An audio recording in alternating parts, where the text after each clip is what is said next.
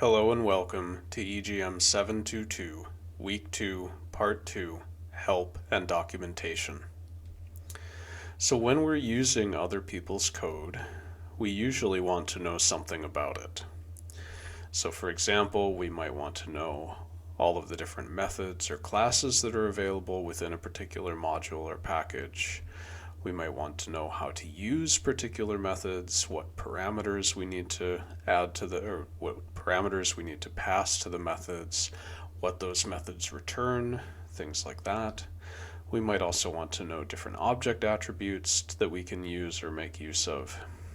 So this, of course, is all assuming that the package is well documented. Hopefully this is the case, but it's important to remember that this is not always the case. So there might not be that much information out there, but that also might mean that we can try to find something a little bit better to use when we're writing our own programs. When we're reading documentation or to find documentation on different modules or packages, if we're talking about the built-in functions and the standard library that comes with Python, then you can find that at python.org/doc. Remember to check what version of Python that you are running, as well as what version you're actually looking at on the website, because there will be changes between them, and you want to make sure that you're looking at the correct version of the documentation for whatever it is that you're using. Most of the packages that we're going to be using in this module, or in this class rather, are also going to have their own websites where they usually have either documentation or something called an API reference, where you can go to actually see the different methods, the different classes, or other things that are defined within the module that you can then make use of. So this example here is for the GeoPandas GeoDataFrame class, the method toFile, which is how we save our vector data to the disk. We looked at this in the practical from week 1, and we'll look at this a bit more. We'll use this a bit more in the weeks to come. And remember to check which version of the module that you are using in your Python environment, as well as what you're looking at on the website, because again, things will change, and you might get the wrong information if you're looking at the wrong version.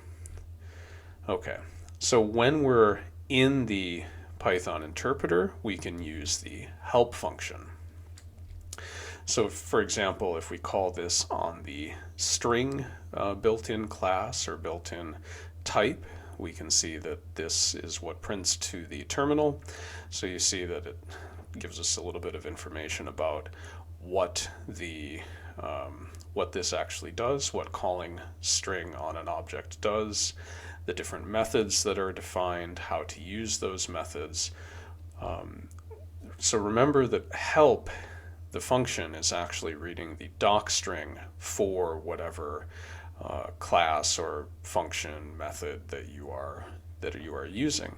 So if there is no docstring, then there's nothing to print out. So this is something to keep in mind again when you are writing your own functions, when you might be writing your own classes. This is something to keep in mind, is that you need to actually provide the documentation in order for this to be of any use to anyone. We can call help on functions, on modules, on objects, basically anything, in order to see this documentation string get printed out. In IPython or in Jupyter Notebook, we can also just use a question mark rather than typing help like this. So for example, if you wanted to get the help information for the string built-in object or built-in class, then you would just put str and then a question mark after that. So sometimes we want to know what methods and attributes are associated with a particular object, and for that we can use something called dir or dir. And this function actually will list all of the different methods and attributes that are associated with an object, with a class, a package, etc. So for example, if we use this on the string built-in class, you can see that this lists a number of different things. If we were to just run this on its own with no argument to the function, then this is going to list all of the names in the current scope. So wherever we're running this from, in this case in this interpreter, and you can see that we have some different packages that have been imported, a variable that has been defined. So this is what dir is going to print out when you run it with no argument. Note that there are also a number of magic or special methods that you can see. These are the ones that have 2 leading underscores and 2 trailing underscores. So for example, things like add or init over here. These are functions, or these are methods rather, that are normally only used by Python itself. We don't tend to access these directly when we're programming, but when you are creating your own class, this is something that you might want to define in order for Python to be able to use certain operators or certain things. So something to think about, but for now just know that there are a number of different methods associated with different classes or packages that we don't normally try to access. So well-developed packages are going to have the documentation available. You can usually find these by just searching for the package name online.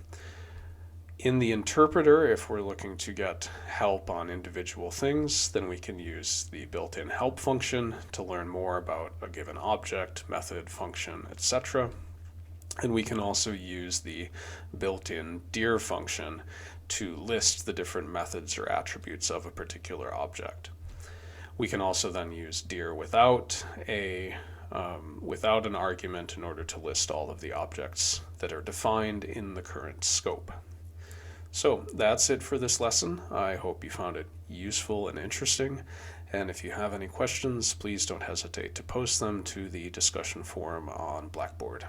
Thanks. Bye.